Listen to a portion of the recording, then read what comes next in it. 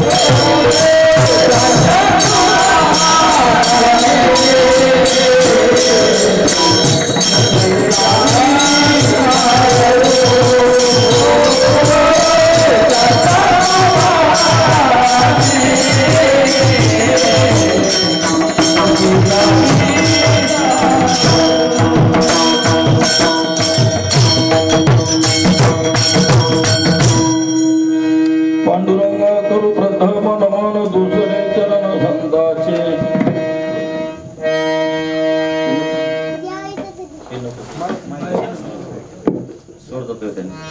बुडाला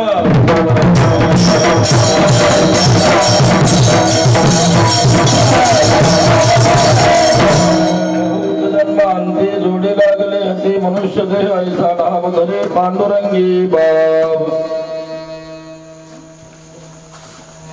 अखंड चालू असणारा हरिनाम सप्ताह, त्यामध्ये आज 5व्या दिवसाची सेवा माझ्याकडे सेवेकरता निवडलेला अभंग देहू निवासी जगद्गुरु तुकोबारा यांचा 4 चरणाचा उपदेश प्रकरणातील अभंग आहे.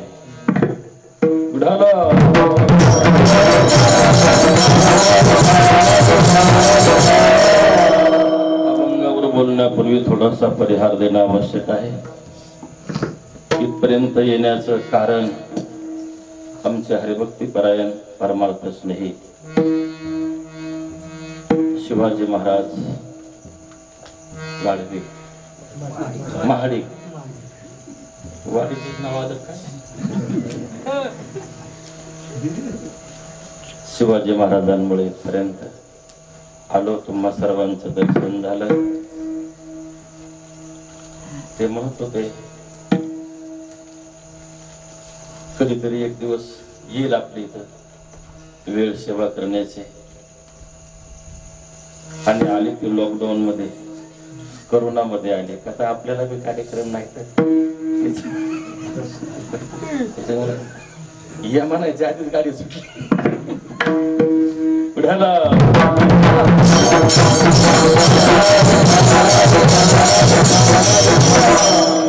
सर्व गुणीजन टाळकरे, मृदुंगाचार्य, सर्व ग्रामस्थ, महिला मंडळी, आबालवृद्ध, दगड साहेब, बरोबर आहे का? कुठलं यांच्यावर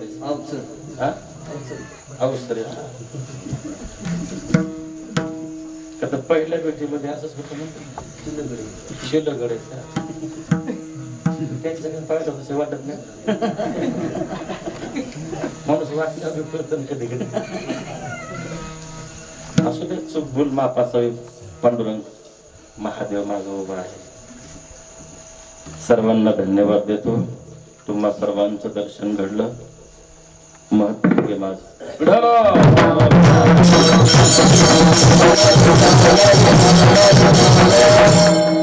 या अभंगामध्ये जगद्गुरु तुकोबाराय म्हणतात, माईक सिस्टीम थोडं लांबनं बोलल्या ओढलं पाहिजे बरं, पुढची सवय नाही. इथून तरी ओढलं पाहिजे वागा, असं वाढल्यावर जास्त रस होईल. त्याच्यामुळेच आपलं गडबड होते सगळे. आज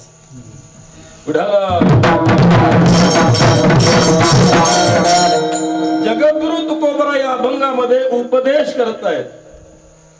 मंडळी, पहिला प्रश्न निर्माण होतो की जगतामध्ये 3 लोकांनी उपदेश केलाय, पण केला कुणाला हा प्रश्न जाग्यावर आहे.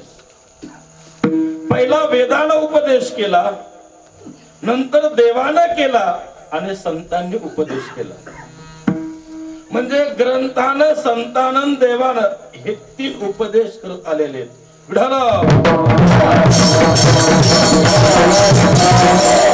उपदेश केला कुणाला हे महत्वाची गोष्ट. उपदेश करताना नेहमी व्यक्तीकडे बघून केला जातो. आणि आपण सहज म्हणतो की उपदेश हा जीवाला केला. जीवाला केला म्हटला की कोणत्या जीवाला केला असा प्रश्न पडतो का? जीव अनंत आहे, जीवाचे देह अनंत आहेत. आपण मानव देहामध्ये आहोत, तर कुणी पशवादिक देहामध्ये आहे, कुणी पक्षाच्या देहामध्ये आहे, कुणी भूचर आहे, कुणी खेचर आहे, कुणी चराचरामध्ये आहे. यापैकी उपदेश कोणाला? तर निष्ठ्या जीवाला का? नाही. मग त्यामध्ये सुद्धा ज्याला त्याचे थोडी जाणीव आहे त्याला आहे. पशु काय पाप पुण्य जाणते, उत्तम मध्यम भोग भोगिती. पशुला अजिबात ज्ञान नाही पाप पुण्याचं, मग त्यांना उपदेश नाही. पक्षी आहे, पाप पुण्याचं ज्ञान नाहीये, त्यांना उपदेश नाहीये. खाली भूचर आहेत, अहो हे तर लई खालचे वाईट आहेत, ते इथं वर पण चराचरात वावरत नाहीये, त्यांना तो उपदेश मुळीच माऊली म्हणतात नाही. तर नरदेहाला आलेल्या जीवाला उपदेश आहे. आपण जीवापर्यंत पोहोचलो या देहातल्या, फक्त राग मानू नका, या देहातल्या जीवाला केलेला उपदेश पोहोचतो का? जीव तो घेण्याच्या योग्यतेचा आहे का?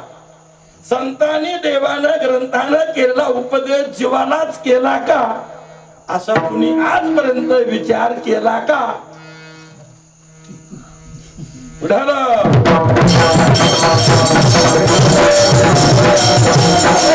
आपण चिंतन पाहतोय. आता याच्याकडे आलो आपण पटकीने इथे जगातून. याच्यामध्ये पंच ज्ञानेंद्रिय आहेत, पंच कर्मेंद्रिय आहेत, पंच प्राण आहे, मन बुद्धी चित्त अहंकार आहे ना, आणि एक जीव आहे. म्हणजे मला वाटतं तुम्ही खूप हुशार लोक आहेत का? खरंच जागृत देवस्थान आहे हे. आल्याबरोबर दर्शन झालं. सांग, जिथून पाणी आत जात ना तिथून इतका बाहेर निघला होता. आम्ही दोघं हात बसलो तेव्हा, तसा मी उभा होतो फेटा बांधून. किती निघला होता? इतकी मोठी जीप बाहेर काढली होती तिथून. आलं की दर्शन झालं का? कट्टर महादेवाचा भक्त आहे, हे विसरायचं ना.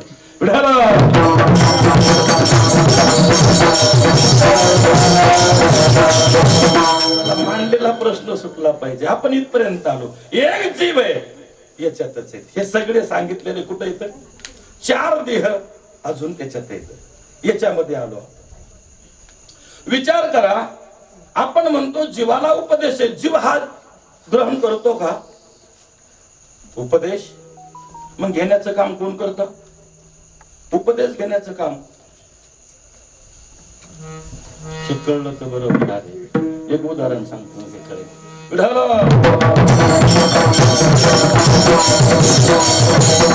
पुढचा बोललेला कळलं म्हणजे जमत. मोठं कॉलेज होतं महाराज, मोठं कॉलेज होतं. त्या कॉलेजवर परीक्षक कधी आलाच नव्हता. यायचं ठरवलं. नगर जिल्हा असेल, पुणे जिल्हा असेल, नाही का नाही. आमचं इथं महादेव मंदिर गावाचं नाव काय? गाडेवाडी असेल. वरून अधिकारी सुटला. हॅलो, उद्याच्याला 11 वाजता मी कॉलेजवर येतोय. 5वी पासून 12वी पर्यंत अगदी सगळं परीक्षा घेणार आहे. असं जर वरून आदेश आला ना, कापरे कोपरे सगळे झाडून फिडून जिकडं तिकडं कागद फिगद जिकडं तिकडं असते. शेंबूड पुसणारे पोरं सुद्धा कडक कपडे घालून हजर असते. गुरुजीनं सांगितलं परीक्षा आहे बरं, आज परीक्षा आहे. आज काय अधिकारी येणार आहे. 5वीतून सुरुवात व्हायची. 5वीच्या वर्गाकडनं ते निघाले, आले असे उतरले असे 5वीच्या वर्गात फिरले. पण शिक्षक हुशार होते. त्यांनी सांगून ठेवतो, पोरांनो कोणी बोलायचं नाही, एकटा बाळाच फक्त उत्तर देणार आहे.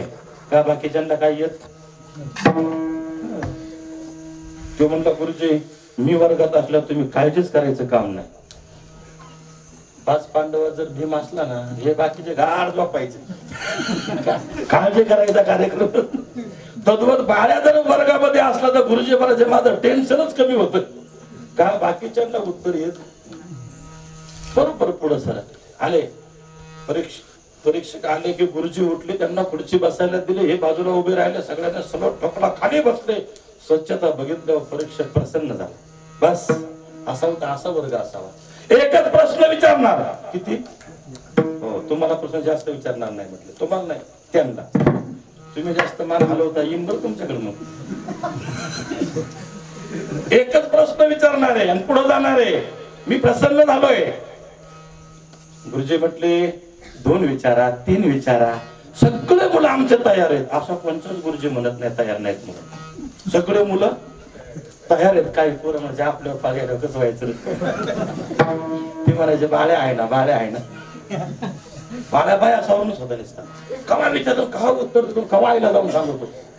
बापाला नाही बरं का, आईच्या लाडाचे लेकर असतात.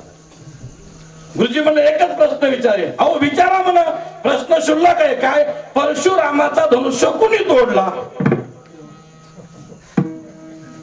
परशुराम म्हटल्याबरोबर बाळ्या उठला आणि धनुष्य कुणी तोडला म्हणल्यावर रडायला लागला. उत्तर द्यायच्या ऐवजी काय करतोय, रडायला सुरुवात केली. तो परीक्षक म्हणल्याने एक प्रश्न विचारला, शुल्लक प्रश्न विचारला आणि पोरगा रडू लागला. बाकीच्या पोरांचा कार्यक्रम आहे का बोलायचा आता? आता गुरुजी बोलू लागले. परीक्षक साहेब बोला. अहो तो तसा नाहीच आहे, मी तुम्हाला खात्रीने सांगतो. बरं झालं तुम्हाला तरी कळण्याच करता सांगितलं. तो तसा नाहीच आहे. अहो हा इतका चांगला पोरगा आहे, हा तोडफोड करणारा पोरगा. परीक्षक म्हणला कार्यक्रम झाला आपला. ह्यालाच काय कळलं नाही. म्हणलं यांना काय करायचंय. ज्या धाडकीनं उठला की पुढच्या वर्गात गेला. पुढच्या वर्गात शिरल्या 2-3 पोरं मोठाले दिसल्या तर ठेक हेडमास्टर पशी गेला आणि हेडमास्टर पशी उभा राहिल्यावर हेडमास्टरनं खुर्ची दिली, रोट ठोकला, सेवा. अरे काय करता तुम्ही, करता काय नेमके? एक प्रश्न विचारला शुल्लक तर त्यांना सांगता येत नाही. काय विद्यार्थी तयार तुमचे? लय कारवा केलं. ते काय म्हणला माहितीये का, हे बघा तुम्ही जास्त तरसू नका, मला विचारा, पण तुम्ही रागवू नका आणि वैतागू नका. मला विचारा, मी उत्तर देतो. अरे शुल्लक आहे. काय? परशुरामाचा धनुष्य कोणी तोडला? तो म्हणला साहेब फक्त 2 वर्ष ह्या कॉलेजवर जॉईन झालोय. माझ्या कारकिर्दीमध्ये इथं कुणी धनुष्याचा आणला नाही. तोडण्याचा प्रश्नच कुठे? का कळलं?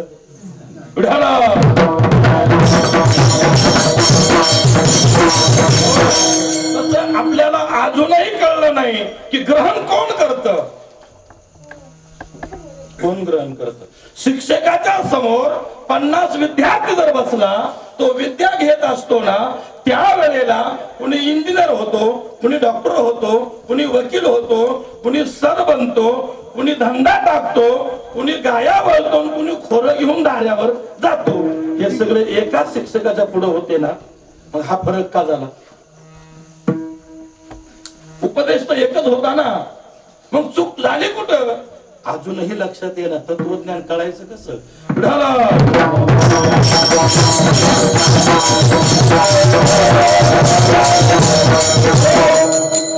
म्हणून मी तुम्हाला सांगतोय, उपदेश त्याला केला जातो की ज्याला ग्रहण करण्याची पावर आहे. कळलं का? ज्याला ग्रहण करण्याची पावर आहे त्याला उपदेश केला जातो. जीवाला उपदेश ग्रहण करण्याची पावर आहे का? तर जीव असा आहे मंडळी, ऐका.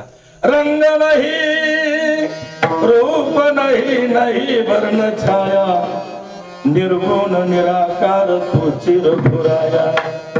तुका म्हणे कैची किंवा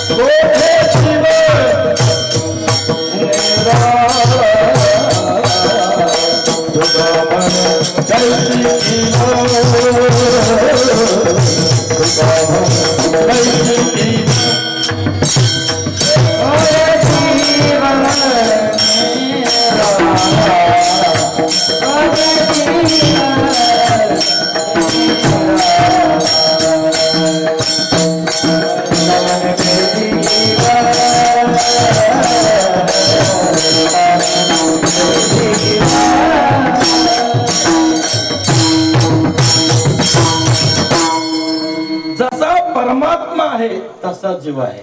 हाय काय बदल किंचित नाही.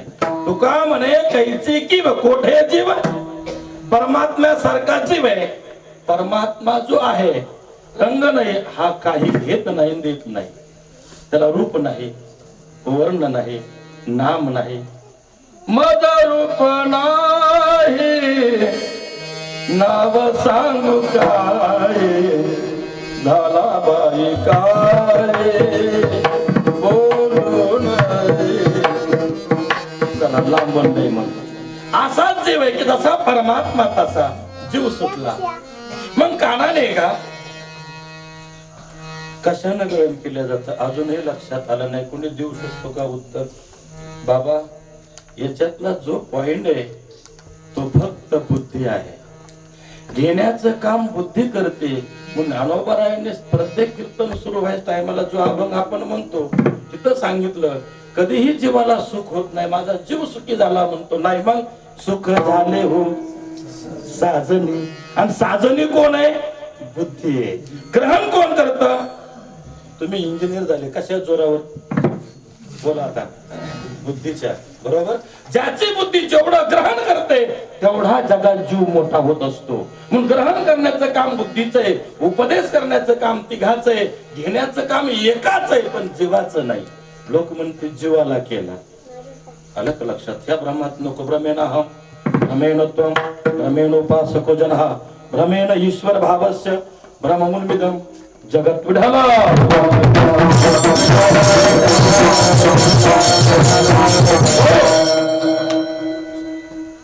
फक्त त्याला संगती दिल्या गेली. आणि म्हणून साधू संत म्हणतात या देहात आल्यावर त्या बुद्धीच्या ग्रहणतेनं साह्यानं जीवात तू मुक्त होऊ शकतो. म्हणून तिची संगती कर. संगती मिळली ना मिळत नाही. संगती या बुद्धीची मिळत नाही. हो पशुचा देह मिळला, बुद्धी आहे ना. पक्षाचा मिळला, बुद्धी आहे ना. पण संगती कुठे येणार देहाची? याची मिळण्याकरता लई दिवस लागतात. 4 खाली लक्ष 84 योनी एक एक योनी कोटी कोटी फेरा मग लागे वारा. मनुष्य देह नंतर मनुष्य देह. मग जीवाला उपदेश केला गेला की बाबा रे जरा जोड लागल्यावर त्याच्या नादीला जोडी लागली पाहिजे. याच्यामध्ये शब्द जोड वापरला. जोडी जर लागली तर योग्य लागावी. बाबा आपण सगळे शेतकरी आहोत का नोकरीला आहेत तुम्ही? नाही लवकर मान्य हल्ली म्हणून सगळा शेतकरी वर्ग आहे. बैलाची जोड जर सारखी नाही लागली तर काय होतं? तरुण म्हणणं खेळा झोपण्या तुझ्या ते आडवं काय असतं? जोड. हे पाठवून सांगितलं. 7 जणी बोललो लई टाइम साहेब एखादा सांगताय म्हणलं चला आपलं निष्ठा आपणच खाली आता.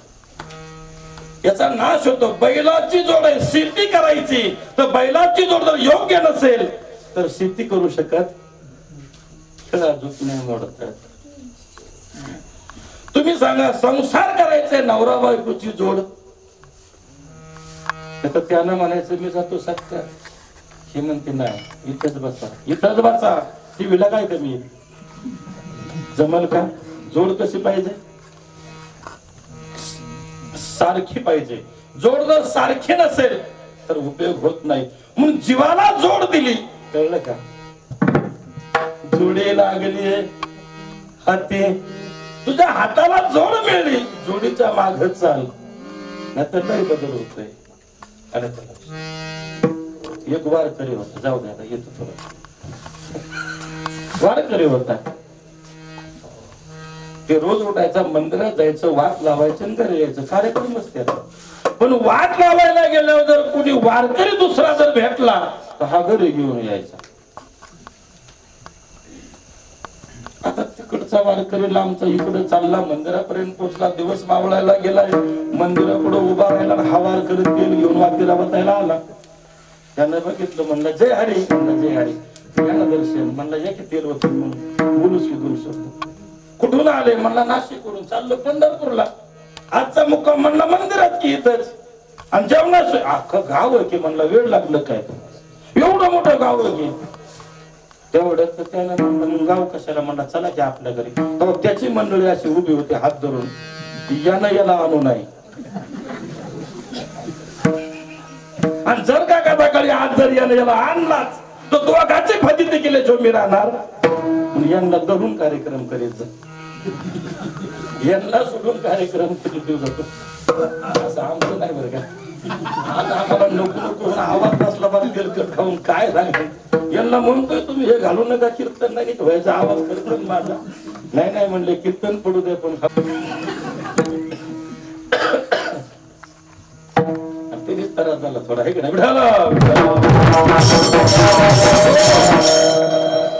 दम निघला. ह्यो म्हणला मग कोण गावा यायचं, चला आपल्याच घरी. निघला काय बघता आम्हाला चला म्हणूस तर तुम्ही म्हणा चला, निघले म्हणून. वारकऱ्याला फक्त कोणी घर दाखवा, परत येईन जय हरी. भेटलाच. आई साहेब दारात उभे होते, म्हणले आणलोय का, दोघाकडे बघते. घरी गेल्याबरोबर यांना सांगितलं, हे बघ बाबा आले, हातपाय तोंड धुतील, दूध चहा घेतील, नंतर जेवण करतील, ते झोपतील, उठतील, काकडा करतील, आंघोळ करतील, नाश्ता करतील, मग पंढरपूरला जातील.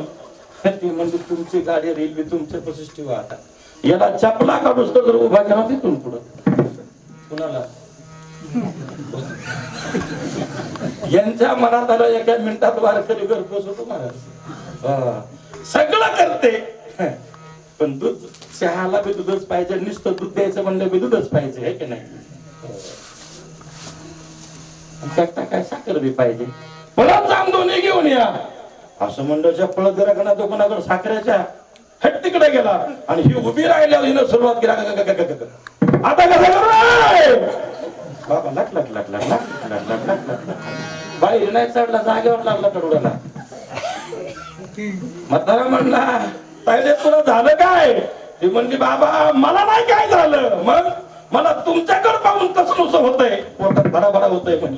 म्हणले का रगत तुझी फुटली काय? मला तसं नाही बाबा, मग हे आमचं घरचं वारकरी आहे ना, हे असे भाळे भोळे म्हातारे कोतारे वारकरी आणत, या खोलीत कोण दाव्याने बांधत, मुसळाने हाणत. तुम्हाला नाही माहित. म्हणली काय म्हणते तायडे तू माझ्या पुरी सारखी, मी काय करू? म्हणली मागच्या दारानं सुट. ह्यो तिकडनं साखर घेऊन येऊस तर ह्यो मागच्या दारानं सुटला, हा पुढच्या दारावर उभा. कुठे गेला बाबा? काय बाबा आणला म्हणले तुम्ही? असं कुठं बाबा असतोय म्हणले. अहो त्यानं बासुंदी मागावा मगाच्या सारखी. पोटात बसला एवढं बसलं गेलं काय सांगायचं. शिरापुरी मागावा होय, काय मागायचं ते मागावं म्हणले का नाही ते मागावं म्हणले बाबांनी. होय वारकऱ्याने. अरे पण मागितलं काय? तो म्हणतो दावा दे मुसाळ दे. काय बाबा ते म्हणला तू त्या कोपऱ्यातच पडलंय म्हणलं द्यायचं. ती म्हणली हा बघा बाया मी आणते आणि घाला त्याच्या माड्यावर तुम्हीच घेऊन जा. यानं इकडच्या खांद्यावर दाव, इकडच्या खांद्यावर घेतलं मुसाळ.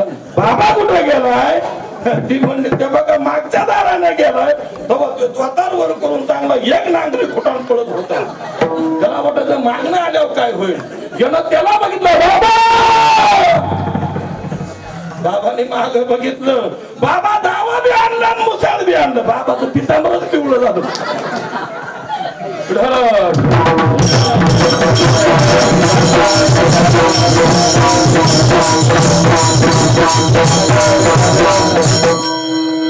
काय असं का घडलं? मला याड लागलं म्हणून असं का घडलं? विसरले नाही. जोड सारखी नाही. हा जोड कशी पाहिजे? सारखी पाहिजे. आता असा गोठाळा होतो. पान पलटून सांग.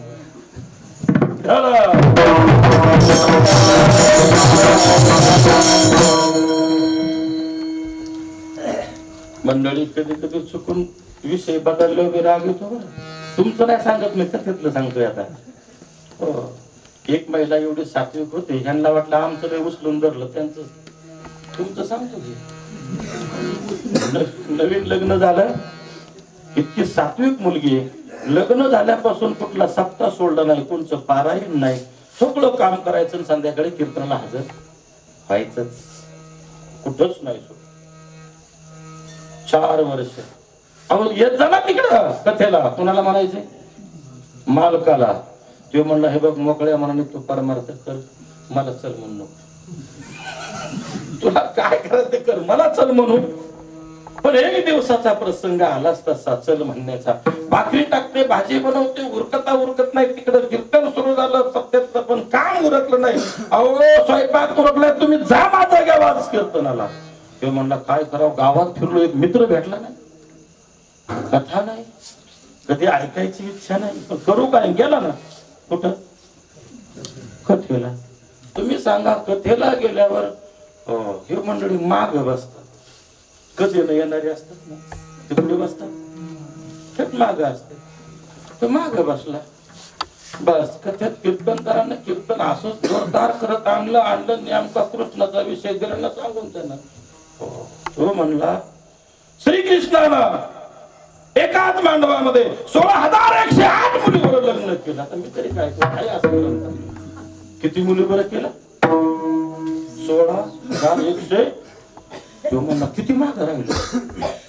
तो एका मांडवात जर 16,000 बरोबर लग्न करतो तरी बायको सांगायची ऐकायचा चाललंय ज्ञाने, मीच मूर्ख म्हणला अजून आलो नाही. कुणीकडे गेला बघितलं ना, त्यांना कधी या म्हणत जाऊ नका, हे लय वाटुळं करते असले, तुम्ही नाही बरं पुरव. तेव्हा म्हणायचा जाऊन कवा बायकोला सांगणं, खरंच तू सांगते हे सत्य, मी लय मागे राहिलो. मधलं विठो बरोबर नाही झाल्यावर ह्याला वाटलं कीर्तनच संपलं, ह्याला तरी काय माहिती, जास्त पळत सुटला का नाही मागची माग. तिचा स्वयंपाक संपला होता आणि ती बी अशा दारात उभी होती की आता विठो बरोबर माझ्या नाही म्हणलं, हे काय दम खायचंच नाही म्हणली, येईनच पळत. तिने गार पाण्याचा तांब्या भरला आणि दाराला एक हात टेकला, हातात तांब्यावर उभी राहिली. कधी येतंय माझं सुंदर ते ध्यान,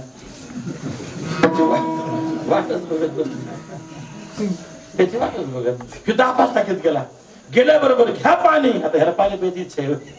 तो म्हणला पाणी पिणे काय नको, लय माग राहिलो.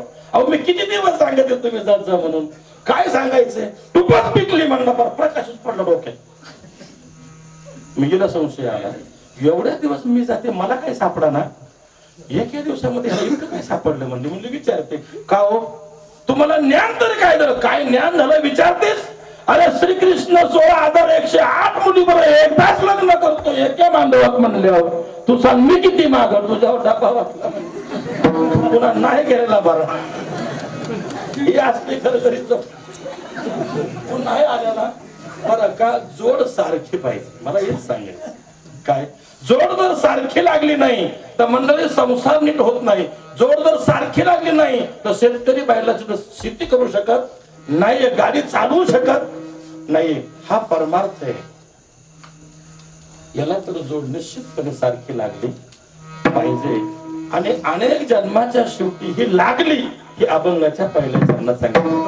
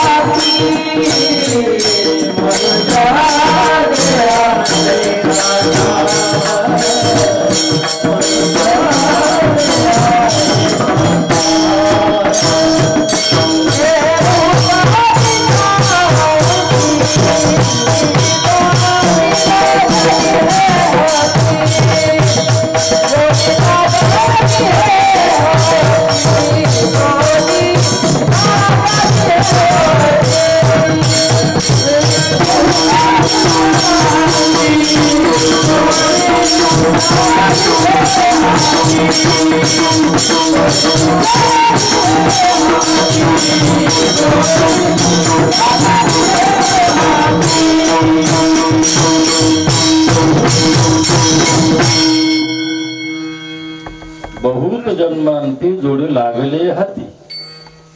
जोड लागलेले आहे, योग्य लागल्यावर त्याचा फायदा करून घ्या.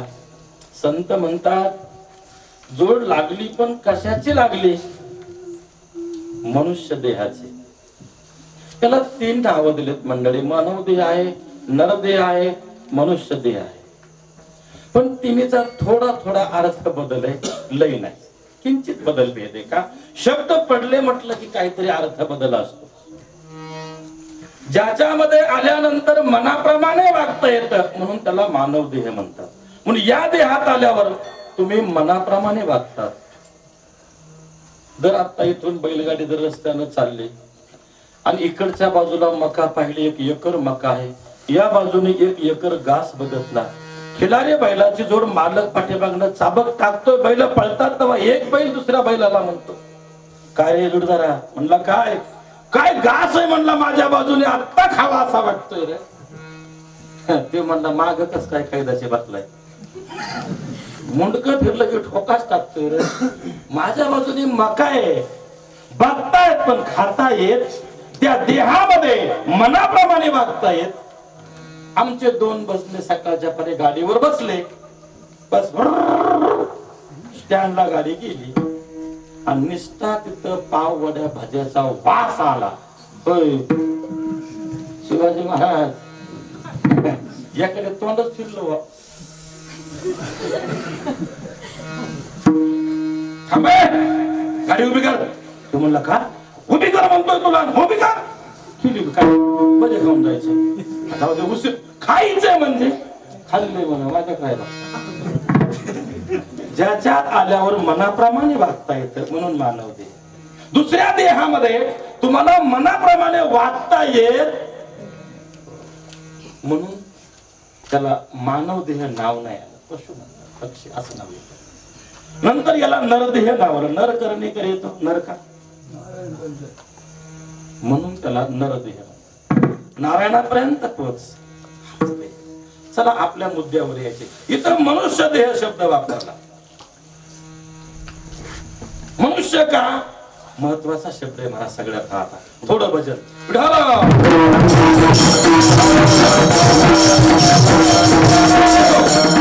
मनुष्य देह जाणून वापरलेला आहे.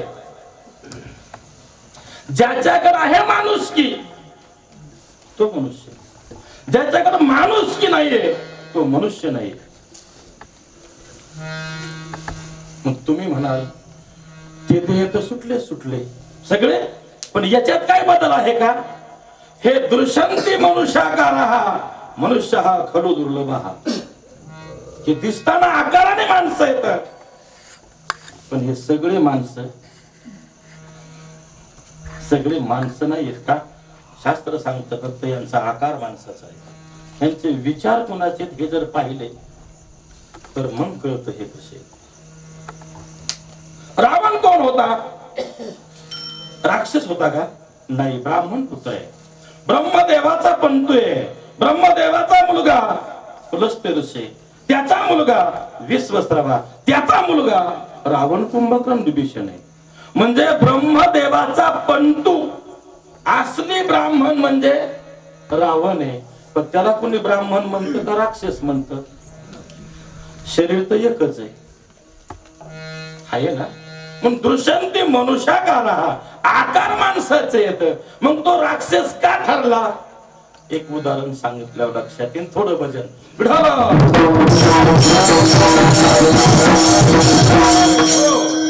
शूर्पणखा ही रावणाची बहीण आहे.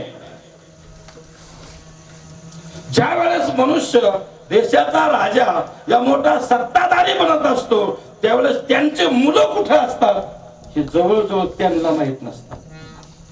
ही पहिल्यापासून, ही आज काही नवीन घटना गोष्टी चाललेल्या नाही. रावण राजा बनला 3 लोकांचा. त्यावेळेस त्यानं सांगितलं कोणाला? शूर्पणखेला, जा मी तुला परवाना देतो, तुला पाहिजे तो वर तू करू शकते, जगातला पहिला आहे हा. आपल्या बहिणीला फुल परवाना देणारा, तुझ्या मनाने तुला वर शोधतो. आणि चांगली गोष्ट आहे ही. तुझ्या मनाप्रमाणे तुझा वर तू शोधला पाहिजे, याला शास्त्र सहमत आहे, याला ईश्वर सहमत आहे, आणि याला संत सुद्धा सहमत आहेत महाराज. आणि रोज तुम्ही तेच करताय. मुलाला मुलगी दाखवताय, तुला पास आहे का, आणि मुलीला मुलगा दाखवताय, तुला पास आहे का. करतोय ना, त्यांच्या मनाप्रमाणेच आहे. रावणाने मोठी चूक केली असं काही नाही आहे. पण सुटल्याली आपली जी मुलगी आहे तिच्यावर थोडासा नियंत्रण बी ठेवावं ना, ते रावणानं ठेवलं नाही. ह्या जगात फिरली पण वर पसंत नाही. जो हरला होता रावणापुढं तो राक्षस होता, तो हरत नव्हता. हे राजकारणी म्हटलं की आजचं नाही सांगत, त्या काळातलं लय धूर्त माणसं असतात. त्यानं त्याच्या सीमेपासून ती महालापर्यंत फुलं हतरली होती. शूर्पणखा आपल्याकडे येते म्हटल्यावर का, हिला जर पत्नी बनवली तर रावण कधीच मला मारणार. त्याला धूर्तपणा म्हणायचं. त्या तिथपर्यंत पोहोचल्यावर हा स्वतः स्वागताला गेला, पालखीत बसवली, आणून तो मंडप सजवलेला. आणि मग ते म्हणले माझं मन रमलं, मी तुमच्याबरोबर लग्न करते. शुभ मंगल सावधान होऊन गेलं. गळ्यामध्ये दोघाचा हार, आणि दादाचं दर्शन घ्यायचं पहिलं म्हणजे रावणाचं. कुठं निघाली, रावणाकडे. सभेत शिरले. शूर्पणखा पुढं आहे आणि पती पाठीमागं आहे. आतमध्ये गेलो, रावणानं लय बुद्धिमान रावण ओळखलं. अरे लग्न झालं पण कुणाबरोबर असावा, याला बघितल्यावर रावण हसला. बस, माझी बहीण माझ्यासारखी बुद्धिमान आहे आणि जगातला अजिंक्य पुरुष, त्याच्याबरोबर लग्न केले. हा माझ्या बरोबर युद्ध खेळला पण मला अजून हारला, अशा बरोबर याला लग्न केलं. त्याला कौतुक वाटलं. चांगलं केलं शूर्पणखे, मी तुला काहीच म्हणू शकत नाही आणि तुम्हा दोघाला काही त्रासही देऊ शकत नाही. तर ह्यो म्हणलं देण्यासारखं तुझ्याकडे शिल्लक राहिलेच काय. काय म्हटलं, आणि तू आता माझं काय करू शकतो, करायला गेला तरी काय विधवा करशील का तुझी बहीण तू. तेव्हा रावण म्हटला, मला रावण म्हणते. तर त्यांनी आपली भाषा दाखवली. पोरांनो बारकाईने ऐका आता. रावण काय म्हटला, मला रावण म्हणते तर, आणि मी इतका निष्क्रिय झालेलो नाही की मी काही करू शकत नाही, मी काही पण करू शकतो. तो म्हणला काय करू शकतो. रावणानं सिंहासन सोडलं, असा डेरिंग मध्ये पुढे आला, त्याच्या कमरेची तलवार उपसली आणि त्याच्या ढेरीत उपसले. हार काढलेत ना. रावण काही बी करू म्हणून राक्षस झाला. ब्राह्मणाचा माणुसकी नावाचा पदार्थ नाही, म्हणून ज्याच्याकडे माणुसकी आहे, कळलं. म्हणून मनुष्य देहात आल्यावर काय धरली पाहिजे, माणुसकी पाळली पाहिजे. अन्न संत त्याला काय म्हणायचं, नका म्हणू, जायचे अजून मला इथून.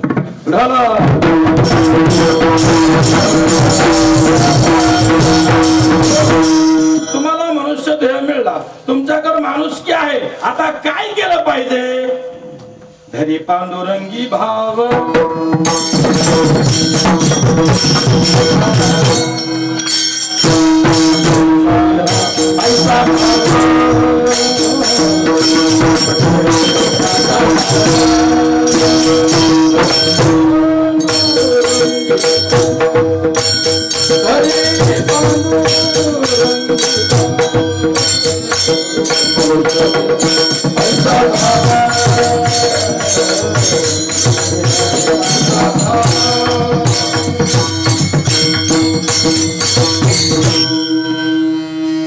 मनुष्य देह मिळला, माणुसकी आहे ना, मग धरी पांडुरंगी भाव.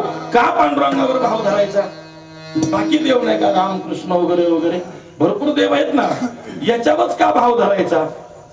तर त्याचं एक साधं सुलभ कारण आहे की आपल्या गावचा सरपंच असतो बाबा, त्याच्या अगोदर 4 सरपंच होऊन गेलेले असते पहिले. पण जर तुम्हाला विहीर मंजूर करायचे असेल, गावातलं कुठलं शेड, रस्ता, गटार, नाली जर नीट करायचे असेल आणि मंजुरी आणायची असेल तर सही कुणाची लागते, चालू सरपंचाची. आजी माझी चालत. मग आता आजी देव कोण आहे, पांडुरंग आहे.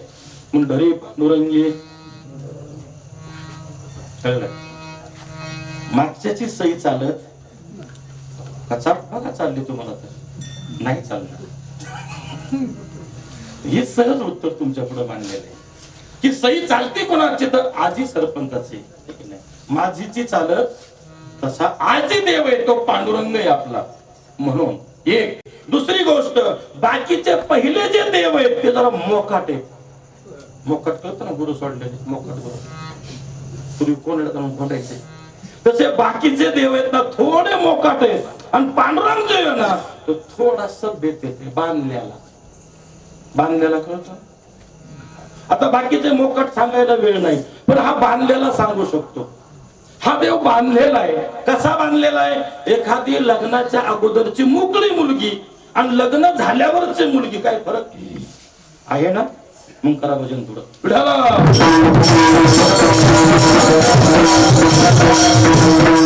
लग्नाच्या अगोदरच्या मुलीला आई नंदा बाळे काय गाय इकडे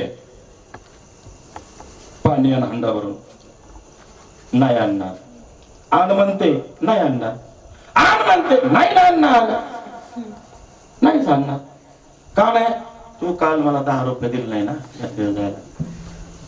आता पाणी आणणार. तिला रपाटा टाकला पण तिने हांडा उचलला तशीच पळाली रस्त्यावरून कोलमडून पलीकडे गेली. आमचे 2 वारकरी आळंदीच्या गाडीवर बसून चालले होते. त्यांनी ती पोरगी रडता रडता बघितली. काय सुंदर आहे म्हणले. रडताना जर एवढी सुंदर दिसते म्हणल्यावर होय रडताना एवढी सुंदर दिसते म्हणल्यावर चांगली कशी दिसत? पोरगी लय चांगली आहे. हांडा नाही उचलला ध्यानात ठेवा. हे घरी गेले आणि परत चांगले सावरून माघारी आले. गाडीवर गेलेले म्हणून सावरून मागे दुसरीचे आले. जय हरी तुमच्या घरापासून कालच गेलतो म्हणले. काय नाही का काय नाही आम्हाला ठेपा लागला तुमच्याकडे मुलगी आहे म्हणून आलो. पोरगा 50,000 पगार करत म्हटले. आम्ही दिसलो वारकरी पण आमच्या माळीवर जाऊ नका. नाही नाही म्हणजे तुमच्या माळीवर जात नाही तुमच्या पोरालाच पोरगी देऊ तुम्हाला नाही द्यायची.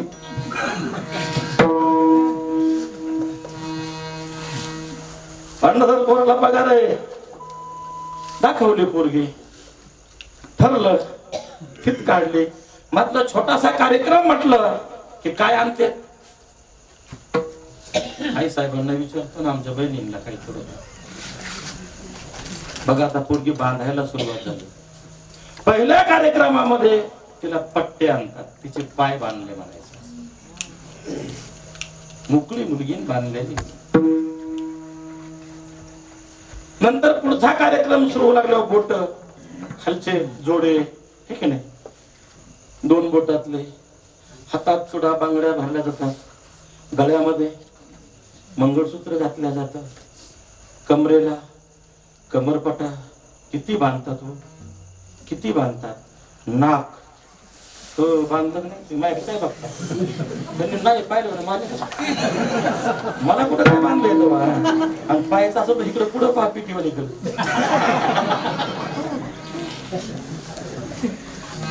अहो कानाला 3 ठिकाण तेवढं भागत नाही. त्या कानाला येडा निघलाय. आता येडा मी म्हणलं कान काय पळतो रात नाही का जागेवर त्याला येडा लय मागे लागला होता माझ्या.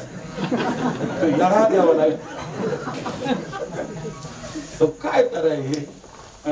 किती बांधायचे गळ्यात तर काय ते काय सांगायचे. वरचा हार खालचा हार गणफेल मनचली काय चप्पल हार काय त्यांची नाव नाही तेवढे लोक निर्माण करू लागले. हे सगळ्यानं मला सांगायचे काय होती मुलगी आणि शुभमंगल याच्यामध्ये बांधली किती नांदायला जाते. अहो महिन्याच्या आतमध्ये आईनं हांडलं तरी हांडा उचलत नाही. ती मुलगी नांदायला गेली. पहिल्या दिवशी घरी दुसऱ्या दिवशी उठली. तिची नणन तिचं एवढूस बाळ ती नुसतं चाललं पलीकड आणि ही उठली होती. हिला बघितलं थांबा ना जावा तुला का पुरे झाले बदल बदल. अहो थांबा ना तुम्ही तुझ्यापेक्षा मोठं नाही. नंदच्या पोराला सुद्धा कसं बोलते आव जावा या इकडं जा तिकडं. मी म्हणलं काय पांडुरंगाला असा बदल झाल्यावर किती जनता सुधरणला का. मग अंडा उचलीत का मोकळी मुलगी आणि बांधलेली मुलगी, तसे मोकळे देव आणि बांधलेला देव. आता पांडुरंग सुद्धा बांधला तसाच. जशी आपली मुलगी आपण बांधतो ना, तसा पांडुरंग संतांनी या कलियुगात बांधलाय. काय केलं होतं त्याला?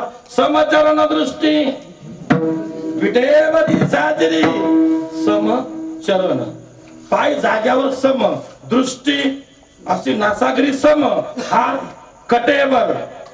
बांधला का नाही? मोकळे का नाही? मारतो ह्यो काय करतो? भक्ताराची पायापासून दुर्जनाशी घेऊन या चक्र गदन हाची धंदा करीतो. हा एकाला मारतो एकाला जवळ घेतो म्हणून पांडुरंगाला बांधला. हे चालणार नाही. मूड पापी जैसे तैसे उतरी कासे लावणे. पापी जरी आला तरी त्याचा उद्धार कर. पुण्यवान आला डोक्यावर घेऊन बस. आम्हाला काय करायचं नाही. पण पापी जर आला त्याचा काय कर? मूळ पाप्याचा सुद्धा उद्धार कर. असा देव बांधला गेला. आणि मग दौंडी पिटवावी चोखा मेळा. काय अरे कलियुगामध्ये भिवू नका रे. मनुष्य देह मिळलाय ना.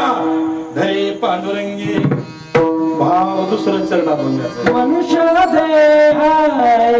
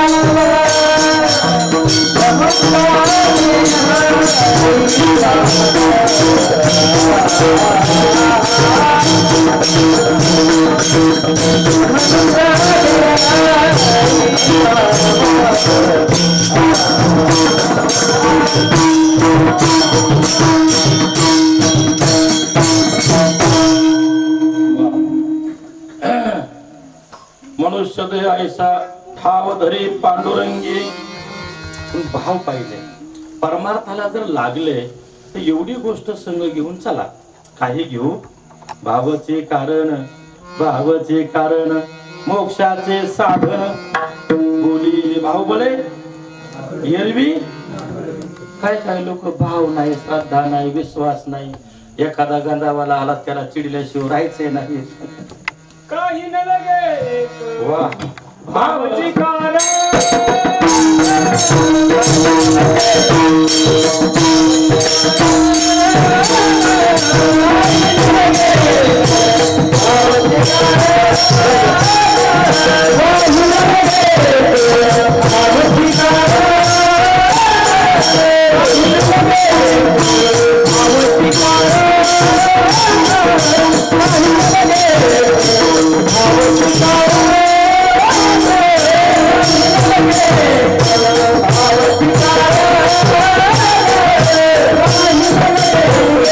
भारती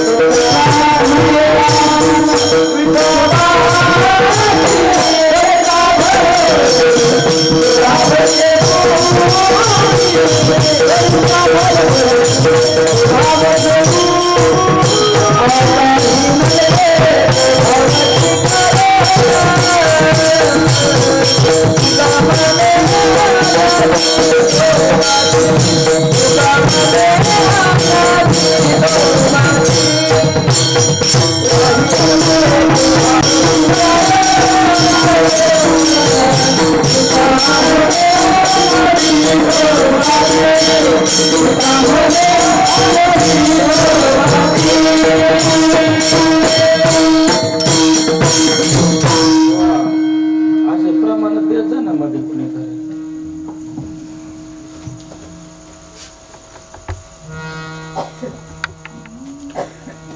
काय म्हटलं प्रमाण?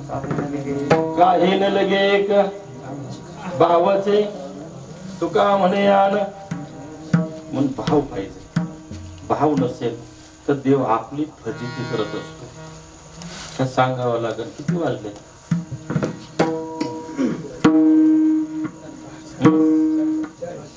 साडेदहा 10:40 बुढाला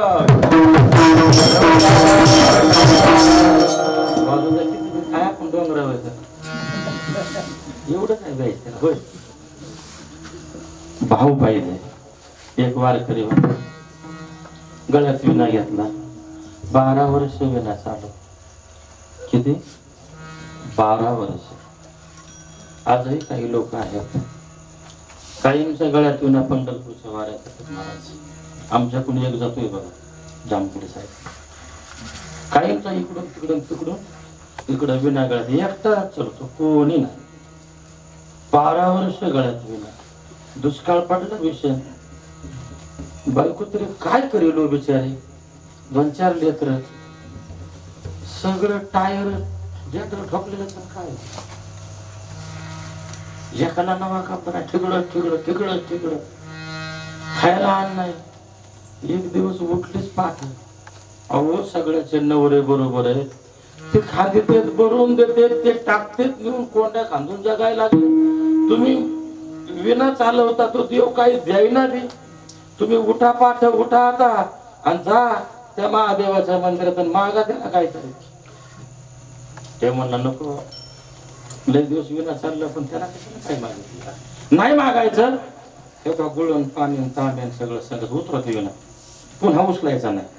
ते म्हणलं असं असतोय कुठं आता. नाही तर मग मागा देवाला. रातभर भांडणं दोघांचं. पाठच उठला देवाच्या मंदिरात गेला. ओम नमः शिवाय, ओम नमः शिवाय, ओम नमः शिवाय. देव म्हणला 12 वर्ष विना चालवल्या जावाच लागत. पटकीने आला. परमरोही बघता माग काय मागायचं. देव म्हणला देवा काहीच देऊ नको, तिला कमी पडून देऊ नको. तुझा येण्याच्या तार नीट राहते. दादा तडा र तुडीन म्हणला गेले माझा माग तुला काहीतरी द्यावा लागेल. देवाने ओळखलं खराब असतंय रे खरं आहे.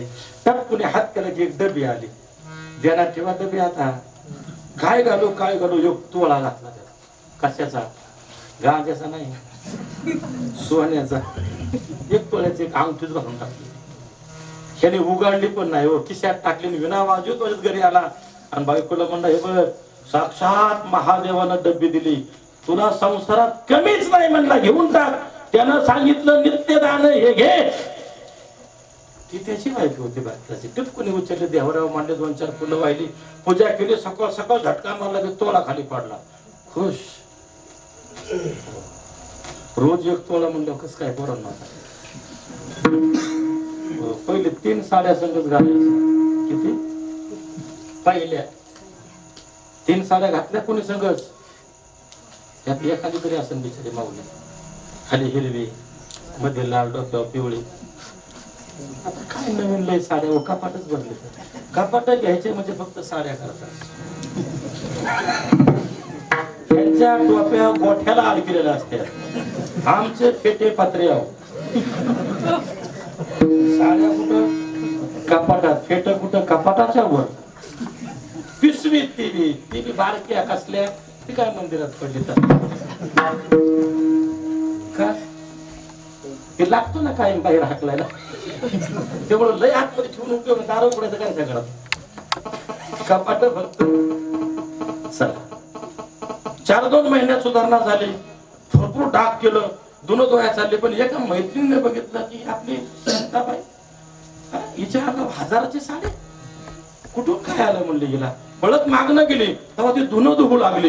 ही पळत गेली, बाटली टेकवली, बाटली टेकली धुण्यासकट. तिथं हे बघते चांगलं शिजा फार डोळच पांढर झालं. म्हणले का ग शांताबाई? म्हणले काय तुझा नवरा नोकरी लागला काय? विना सोडला काय? म्हणले नोकरीला. अगं विण्याच्या तावडला पण पैसा मी देते त्याला, तो कसं काय विना सोडेल? मग म्हणले तू नोकरी लागली काय? मी नोकरी करतोय म्हणले. आता दुन्या भांड्या बाई ठेवायची. शी म्हणले काय चुलीत उकळी फुटली काय सांगायचे? म्हणले किती बऱ्यात पीठ नेलं मीठ नेलं म्हणले माघारी आणून नाही दिलं. मग म्हणले अगं तुला म्हणून सांगते, माझा नवरा महादेवाच्या मंदिरात गेला, मग त्याला महादेव प्रसन्न झाला, त्यानं डबी दिली, त्यात 1 तोळा रोज येतो म्हणली मला, त्याच्यामुळे मी एवढी श्रीमंत झाली. ही म्हणली धुणं धुते मी पण जाते. धुणं कुठं राहिले तेव्हा बारती पालती पडून ती मार्गाला लागलं होतं. माग मग ती काय तरीच घरी गेली. आता हिचा नवरा म्हणजे 12 वर्ष विना सांभाळलेला होता. आता हिचा विना नव्हता सांभाळत, इकडं काट्या कुपाट्या सांभाळत होता. आणि संध्याकाळी येताना सगळा रस्ता ह्याच्या बापातच नुसता डुलतच यायचा. मग शिव घरी आल्या मी म्हणले अहो थांबा. तो मधीच थांबला रस्त्यात. जागा हे लोक ऐकते बरं जागामध्ये रस्त्यात थांबला. मी काय म्हणते थांबा तिथं, अजिबात आतपासून कुठं जायचं नाही. आणि तो म्हणला मारते काय रातभर गाठून रस्त्यात मला उभा करून. तू घरात तरी की आहो घरात या की म्हणले. मी म्हणते कुठं जायचं नाही, या घर काय बघा 5 किली उठायचं, सकाळ आंघोळ करून महादेवाच्या मंदिरात जायचं आणि डबे घेऊन माघारी यायचं. तो म्हणला काय नाही विशेष आहे म्हणला, लगेच चाललो आंघोळ करून. ही गडी लगेच मान्य करतात महाराज. शंका फिंका इकडे काहीच नसते. सरळ गेला मंदिरात म्हटलं ओम नमः शिवाय. भगवान म्हणले भक्त वाढले वाटते तयार झाली. भगवान बी दाखवतच आला. वरमरोई भक्ता माग काय भागायचे हे म्हणतात. डबी 3 घरी जाऊते. 3 टाइम जेवणारा 4 भाकरी लागा उपाशी मिळलोय. 8 दिवस शेंगदाणा बी मुंग्या ठेवी ना डबी दे. भगवान म्हणलं हे काय आपल्या कक्षेतला नाही. हात त्याला की डबी आली. पण भगवान म्हणले काय घालू याच्यात? भगवंताने वस्ताऱ्या सकट नावी घातला. वस्ताऱ्या सकट नावी कशा डबीत सारखा घासायचा असा. त्याला वाटायचं किती गिऱ्हाईक लागत दाबच म्हणून घेत नव्हता. ह्यानी शंका खाल्ली. मध्ये मध्ये आला ह्या आडव्या पांडीत आणि म्हणला 2 रुपयाची डबी बायकोनी 8 दिवस देवा पुढे बसवले. डबीत तरी काय बघावा. मारतो झटका ते टुनकुनी उडी मारलं खाली आलो. मोठं झालं ह्याला धरलं खाली बसवलो आणि ह्याचं मुंडन केलं. दाढी मिशा सरी केस काढून टाकली. टुनकुनी उडी मारली. आत जाऊन बसलो. ह्याने जाखान टाकलं किशात टाकलं आणि विचार केला बायको काय बावळा टेक काय. आणि 2 रुपयाचं बी इकडे मिळते. नावी गावात उताराय की याच्याकरता 8 दिवस उपाशी काम आणलं. देवाकडे गेलं नावी घेऊन आलो. काय नाही म्हणला. बरं घरी गेलं तर बायकोच्या पुढे मांडलं. ह्याने तर बायको साळली. मी का म्हणलं आपल्या डोक्याला केसच नाही. ह्याला कुठे सांगतात पण ही नाही तर कुठं. मग त्याने विचार केला चालू डोकं म्हणला. मग ही बाई आता मागाच्या सारखीच हातात तांब्याच घेऊन म्हणलं सुंदर ध्यान घ्यायचं आपलं वाटत बघत. ती जवळ आलं पण ओळखून नाही आलं का केस गेली होती. नसेल तर केस काढून बघा तुम्हाला नाही लागणार. जवळ घालून तुम्ही म्हणला हो मीच आहे की. तुमचं केस कुठे काढली? ते म्हणला केसाचं राहू दे. डबी आणली का? हे बघ तुझी डबी घे. आणि हे बघ आता मी जाऊ का माझ्या बहिणीच्या गावाला निवांत विश्रांती करतो तिकडे. ह्याला माहिती काय व्हायचं ते डबी दिली. हे निघून गेलं. जावा जावा कुठे बी जावा. हिनं डबी घेतली टॅब लावून मांडली आणि विचार केला रोज 1 तोळा मिळायचा आहे. रोज 1 तोळा हिचं उद्घाटन करू आणि गावातल्या प्रतिष्ठित महिला आणू आणि त्यांच्या हाताने उद्घाटन करू. ती मांडली टॅब लावलं.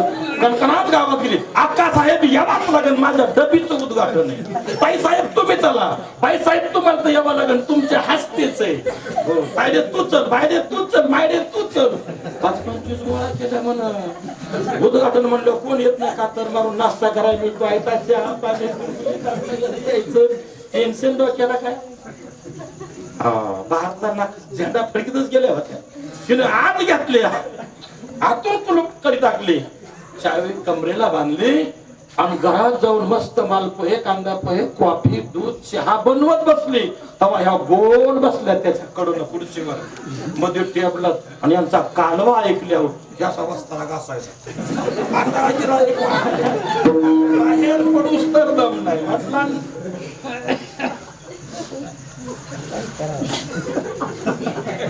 ते म्हणले अक्का साहेब तुमच्या हस्ते उद्घाटन असतं गावात सगळे तुम्हीच करता ते म्हणले हे बघ मोठा मंडप ते आडवी रेबीन हातात ताट आणि त्यांनी घ्या घ्या म्हणावं लागतं इथं काहीच नाही म्हणले घ्या कुणी करून ताईसाहेब तुम्ही बाईसाहेब तुम्ही योग जरा गरम डोक्याचे होते ते म्हणले काय लावले ताईसाहेब आणि बाईसाहेब सारखा मागा म्हणले मी करते उद्घाटन म्हणलं पहिला नंबर तुझा हिनं झटका मारला टाणकीनं उडी बिंगडी खाली आला मोठा झाला कोणाच्या डोक्यावर पदूर नव्हता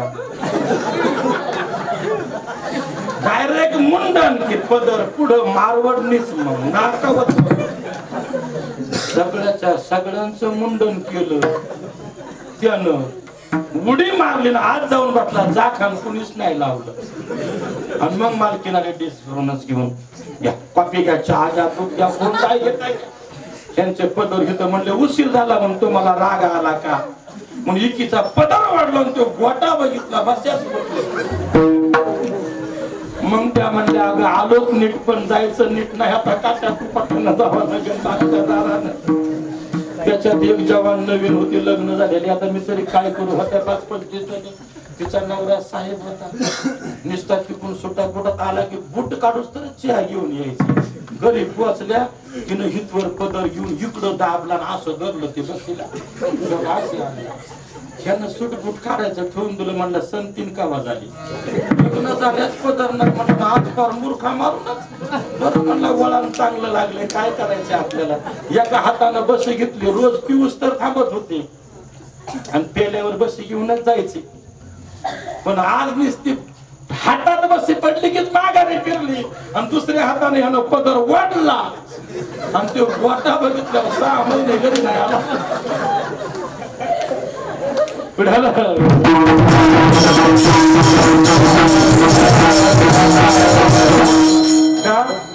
दरे पांडुरंगी भाव असेल तर देवाकडे तसा नाही म्हणून एक बार सगळ्यांनी वर हात करा असेल चला महिला मंडळी सह असे समान हात आहे आता हो आमचा पीटी मास्तर नाही इकडे बसला येऊन असे करा काय झालं तुम्हाला पुढं चांगले वर करा ना असे राहू द्या बरोबर कुमार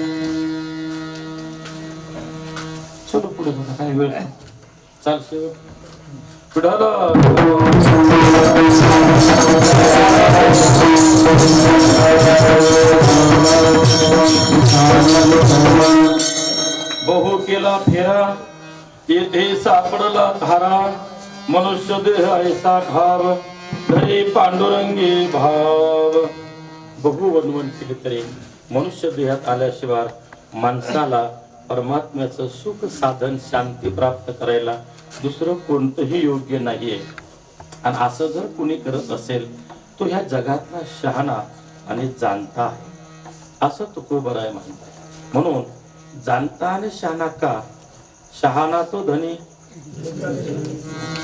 त्या जगामध्ये अनंत शहाणे आहेत महाराज जगातला पहिला शहाणा जर कोण असेल तर रावण आहे बरं का जगातला सर्व बुद्धिमान जर कोण असेल तर रावणच ठरलेला आहे. का?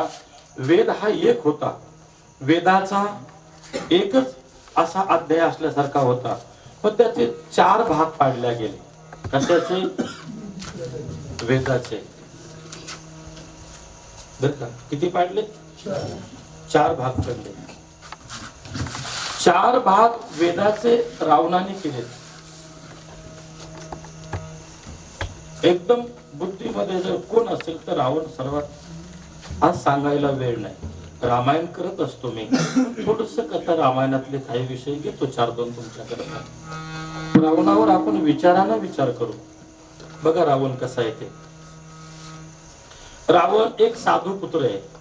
बघा, तुम्हाला ब्राह्मण हे तर माहिती केलेलं आहे, पण तो साधू ब्राह्मण आहे ना, अरण्यात राहणार आहे. पाचटाच्या कडाच्या गवताच्या या झाडा झुडपाच्या पाचटामध्ये राहणाराचा पोरगा आहे आणि अतिशय तपश्चर्या करणार आहे. रावण तुम्ही समजता इतका मूर्ख तो नाहीये.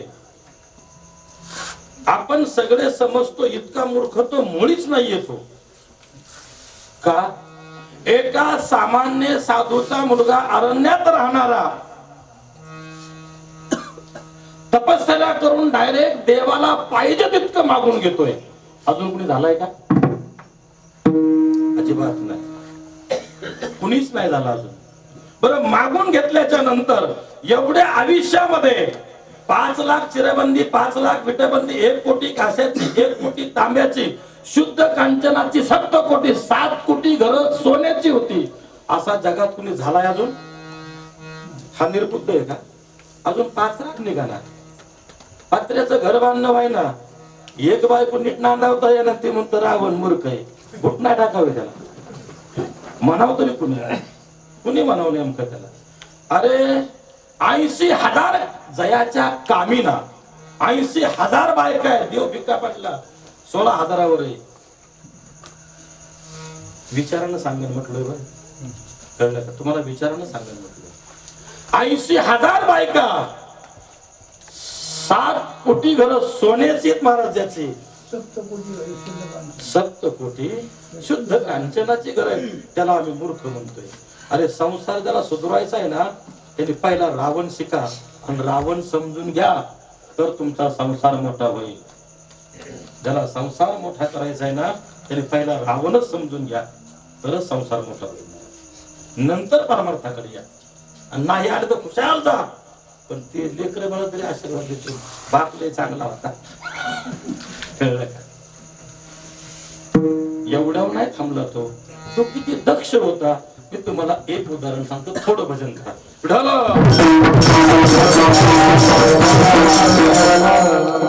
पहा आता, ज्याच्याकडे 3 लोकांची सत्ता आहे.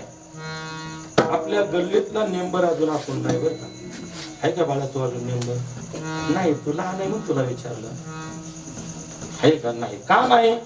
अरे स्वर्ग, मृत्यू आणि पाताळ 3 लोकांचा राजा विजेता रावण आहे. एवढी संपत्ती कमवली, एवढ्या बायका कमवल्या, एवढी सत्ता कमवली. आहे आपल्याकडे एवढी? नाही. ही का कमवली? तर त्याची दक्षता किती हे तुम्हाला दाखवून द्यायची मला. पण विचारांना रामायण सांगतो, तो किती दक्ष होता. एक दिवस तो फिरत फिरत अरण्यात गेला. त्याची ती गाढवं चरत होते. तर गाढवं बनायला कोण होत? कोण होत? गजानन गाढवं वळी 6वी बाळांपण करी. गणपती बाप्पा गाढव बनायला होते. तुम्ही सांगा, एवढा मोठा जर राजा असन, तो कधी गाढव कसं हे बघायला जाईल का? पण हा जात होता महिना अखेरला, तिथं गेला. सगळी गाढव बघितली, एक गाढव असं कपडं. हे गणपती पळत आला. सरकार बोला, बोला सरकार बोला. काय? अरे गण्या, ते गाढवाकडे बघ, त्याचं पोट खपळ. सगळे गाढव गाढवासारखे फुगले.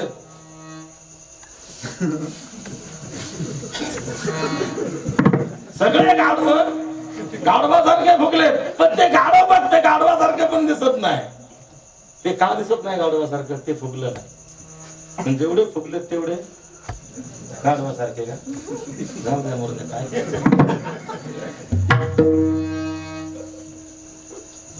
सरकार, त्याला दात नाही, दात ते बोचरं गाढव आहे. हरळ वडाय गेल्यावर निष्ठून जाती दाढवतून त्याच्या त्या फरड्यातून. त्याला दात नाहीत. अरे त्याला दात नाहीत मग तुला हात नाहीत का? तू दिवसभर गवत काढीचा, कापीचा आणि डोक्यावर भारा घेऊन येत जा, संध्याकाळी त्याला खाऊ घालायचा. तेव्हा त्याच्या हरळीची पिंडी त्याच्या डोक्यावर बसली. कुणाच्या? ती अजूनही कुणी खाली खाली ना निहूनच मांडते. त्याच्या डोक्यावर मांडते, त्याला आवडती म्हणते. शाळेला कुठं काढवं दारात बांधले ते कुणी मांडले? रावणाने मांडले. का मांडली? चला ते का मांडलीची गरज नाही. काय दक्षता आहे? फुकाट मोठा होतो का? अहो बायको आजारी पडतो, 15 दिवस बायकोकडे बघत नाही, म्हणतो घर का सुधरत नाही. नाही मागणं कुशी लागायचं होतं. इथं गाढवावर लक्ष, 3 लोक विजेता गाढवावर लक्ष देतोय. एवढा हुशार आहे. अजून ऐकायचं दक्षता थोडं भजन. विढाला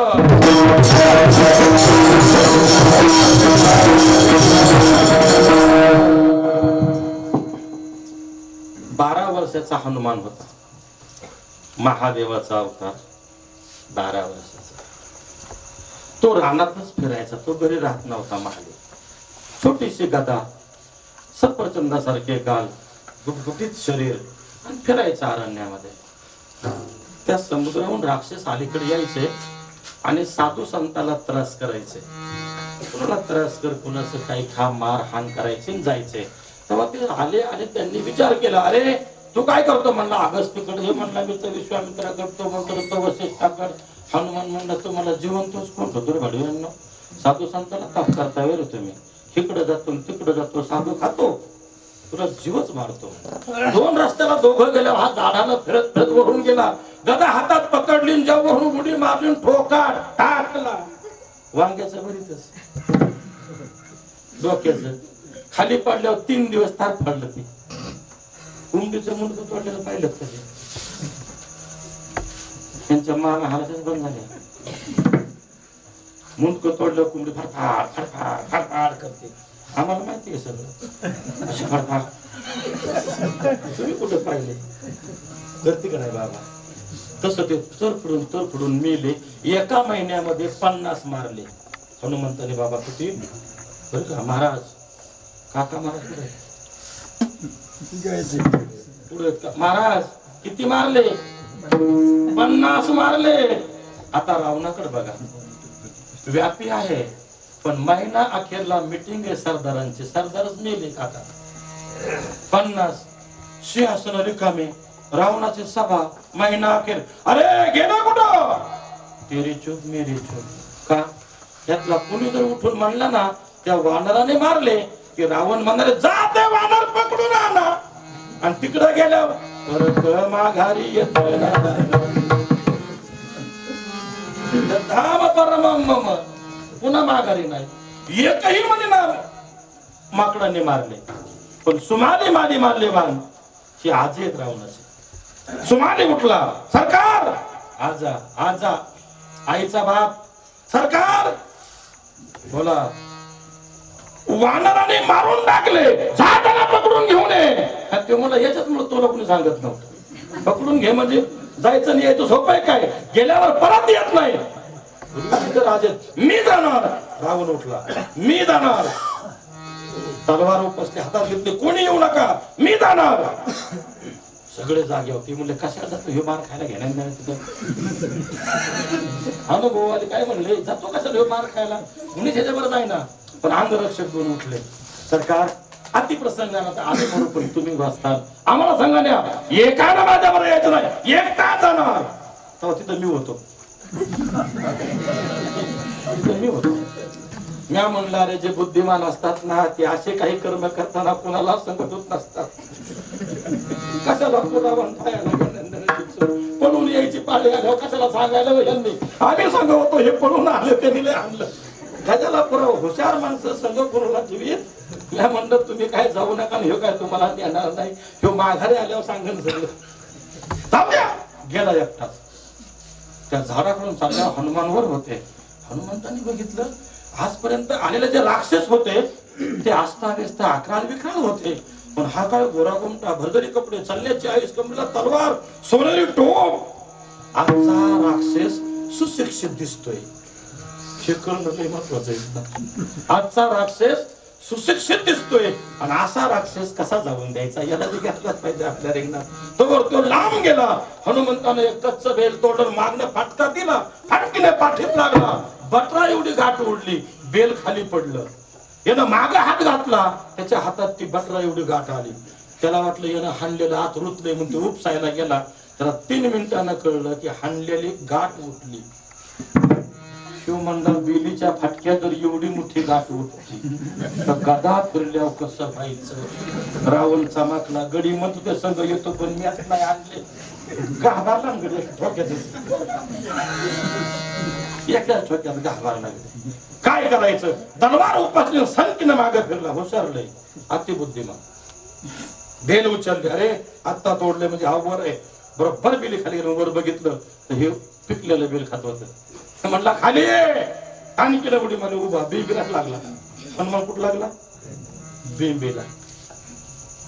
काय म्हणतो, का रे माझ्या लोकांना तू का मारलंस. तो म्हणला सरकार मी कोणालाच मारित नाही. आता 2 बुद्धिमान एकत्र भाषा आहे का यांचे. मी कोणालाच मारित नाही, पण जो मला मारायला आला ना मी त्याला सोडित नाही. रावण आपसात बोलता मी तुला मारणार नाही बोलता. हा सगळ्यात बुद्धिमान आहे. बुद्धिमत्ता वरिष्ठम. सगळ्यात बुद्धिमान हनुमान आहे. रावणापेक्षा काकून भरपूरचा. मी कोणाला मारित नाही. जो मला मारतो मी त्याला मारतो. मी तुलाच मारायला. मला मारशील इच्छा तुझी, माझी नाही. इच्छा तुझी. रावण लय बुद्धिमान आहे. म्हणला गदा युद्धामध्ये वानर कधी ऐकायचं नाही. ए म्हणला युद्ध सुरू. गदा उचलली. नको, गदेत वानर कधी ऐकणार नाही. मग ए म्हणला तलवार नको, गदा नको. मग आपण मल्ला युद्ध खेळू. गदा आकाशात फेकला. असे हात केले की रावण चमकला. त्यानं ओळखला, अरे आपला पूर्वज याच लंकेमध्ये नरसिंहानं नखानं फाडला होता. हिरण्यकश्यप 30 ती लंका आहे. इथं मला असं वाटतं शिव असाच गुपसून असाच करीन शिवाजी झाला. सांगायला वेळ नाही तिकडं. त्यापेक्षा ए म्हणलं थांब थांब थांब. म्हणला काय आता. म्हणला मला युद्ध बी नको. मग म्हणला एक मुष्टी प्रहार तू मला मार, एक मुष्टी प्रहार मी तुला मारतो. आपल्या दोघांची ताकद बघून आपल्या आपल्या घरी जाऊ. हनुमान म्हणला खरंच रावण तू बुद्धिमान आहेस. तुझं मी ऐकून होतो रावण बुद्धिमान आहे. खरंच तू बुद्धिमान आहेस. सुटलाच म्हणला राजा. चल पहिला चान्स तुला. हे बघ मी राहिलो उभा. मार एक ठोका मला. रावण म्हणला कस काय घरी आणला जाग्यावर. आता एकाच मुठीमध्ये याचा जीव घेतो. मग ठोका टाकला. कुणाला. हनुमंताला. ही जे हाडकं आहेत ना अर्धा इंच आत गेली ती जाग्यावर उभं. शरीर बाजरा आहे. लोखंडी शरीर आहे त्याचं. त्याची कुलप सरळ व्हायना. असं होतं का ते आत गेलं ते अशीच व्हायना. ते बराच टाइम ते असं काढीत होतं. तेव्हा हनुमान गरजला. रावणा मुष्टी प्रहार मारून घे नाहीतर इतका मारीन इतका मारीन तुझ्या आईचं दूध तुला आठवीन. ती कुलप काढायची सोडून ते लग्नात कापायला लागली. त्याच्या गारा झाल्या आणि तो म्हणतो हनुमान मी मुष्टी प्रहार केला. तो म्हणला तिकडं तोंड कर नंबर आपलाय. त्यानं घरकीनं तोंड फिरवलं. ते उत्तरेकडे गेलं. हनुमान म्हणले रावणा तू तोंड कुठं केलं रे. म्हणला उत्तरेकडे. लंका कुठे. म्हणला दक्षिणेकडे. म्हणला इकून माघारी यायला 6 महिने लागते तुला. इतक्या लांब तुला लावायचं. तू आपला इकडं तोंड कर तुला घरपोच करतो बिगर तिकीट. काय नाही हो बोलला रावण. गपचूप तोंड लंकेकडे केलं. हनुमान म्हणले 1 2 3 फूट उडलं खाली पडलं. हनुमान म्हणणारा काय या बघ बघ टिबक मध्ये जर एवढा गाळवाला ठोका पडला कसा वचेंद्र. आणि तो म्हणला मग हाणायचा तुझ्या हातात नाही का. कळला नाही तू जरा दमाने हाण्याचा हात. हनुमान म्हणले दमाने तर हाणायचं नाही तुला आता पराक्रमच दाखवायचा आहे. हनुमंतानं हातात गदा घेतली आणि तसा चेंडू मारा असा ठोका टाकला. आकाशात उडला आणि फाट फाट फाट फिरत जाऊन तो लंकेच्या मेन चौकात पाडता. बरेच राक्षस धावले. सकाळ सकाळ की धड पडले. म्हणजे नाश्ता करू. तिथं जाऊन बघतो तर सरकार पालथ पडले. मी म्हणलं असंच पालथ. सरकार उठा की तो म्हणायचा माकड आलंय का बघा की माकड येईन कसं आम्ही काय करू नये तो म्हणायचा माझ्याकडे बघा की उडाला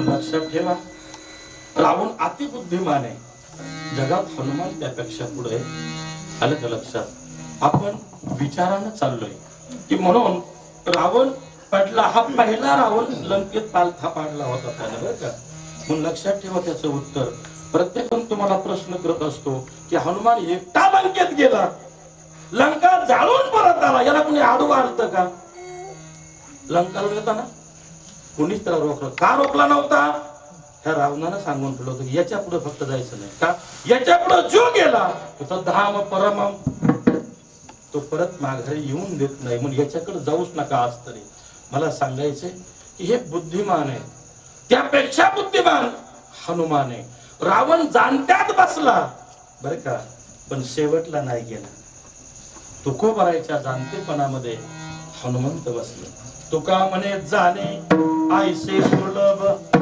कैसे जे परमार्थाला धरून चालले म्हणजे ज्ञानोबा तुकोबा आधी करून जेवढे संत आहेत हे सगळे जाणते मंडळी आहे आणि म्हणून मनुष्य देह ऐसा ठाव धरे पांडुरंगे भाव ज्ञानेश्वर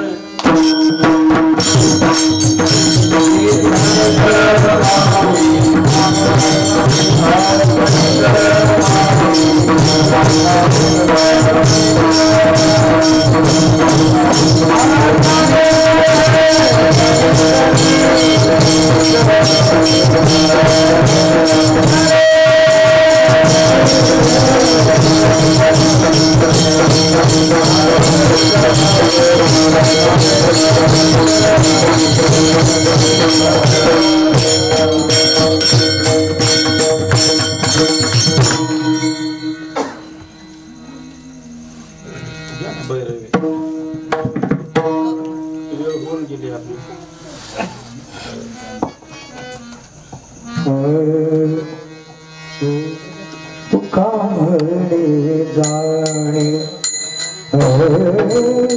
तुका म्हणे जाणे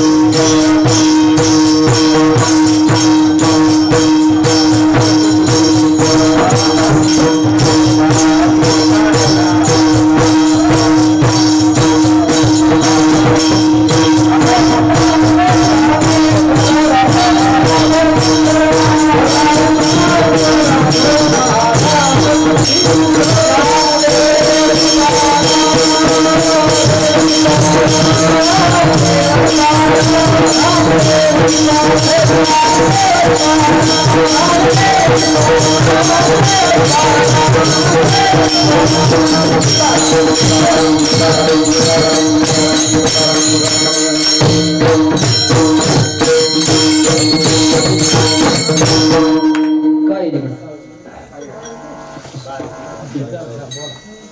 आज या ठिकाणी भगवान नीलकंठेश्वराच्या पावन दरबारमध्ये चालू असलेला अखंड हरिनाम सप्ताहातील आज 5व्या दिवसाची कीर्तन सेवा हरिभक्त परायण रामायणाचार्य विश्वनाथ महाराज ननावडे जामखेडकर यांनी अतिशय सुंदर असे कीर्तन सेवा केल्याबद्दल सर्व ग्रामस्थ भजनी मंडळ भाविक यांच्या वतीने त्यांचे शतशे आभार ऋण व्यक्त करतो. त्याचप्रमाणे आज सकाळचा फलाहार शिवाजी विठ्ठल लगड यांचं सकाळचं फराळ झालं. दुपारी संतोष विठ्ठल महाडिक व संध्याकाळी महादेवांना पंढरीनाथ जगताप या भाविकांचं आजचं फराळ झालं. उद्या सकाळचा नाश्ता सोपान काका निवृत्ती जगताप यांचा होईल. दुपारी शहाजी भाऊ शंकरराव सावंत यांची दुपारची पंगत व संध्याकाळी संत भोजनाची पंगत कल्याण भानुदास लगड व सहपरिवार यांचा अन्नदान होईल. त्याचप्रमाणे उद्या पहाटे 4 ते 6 काकडा होईल. 7 ते 11 ज्ञानेश्वरी पारायण, 11 ते 12:30 गाथा भजन, त्यानंतर 6 ते 7 हरिपाठ, भोजनानंतर ठीक 9 ते 11 महाराष्ट्रातील एक नामवंत कीर्तनकार आपल्या परिसराचं भूषण वारकरी शिक्षण संस्थेचे अध्यापक हरिभक्त परायण काका महाराज पाहणे काळेवाडीकर यांची सुसावी कीर्तन सेवा होणार आहे. तरी सर्व ग्रामस्थ भाविक भक्तांनी कीर्तन सेवेचा लाभ घ्यावा ही नम्रतेची विनंती आहे. आज एकादशी आहे. हरिभक्त परायण ननवणे महाराज यांच्या पत्नी संगीत विशारद त्यांचा थोडासा 1 तासभर भजनाचा कार्यक्रम होणार आहे. सर्व ग्रामस्थ भजनी मंडळी, महिला भजनी मंडळ, बाल भजनी मंडळ या भजन श्रवणाचा लाभ घ्यायचा आहे ही नम्रतेची विनंती. ज्या भाविकांची वर्गणी जमा करायची राहिली असेल त्यांनी कृपया आपापली वर्गणी जमा करून पावती घेऊन जायची आहे. पुंडलिक वरदारी विठ्ठल श्री ज्ञानदेव तुकाराम नीलकंठेश्वर भगवान की जय.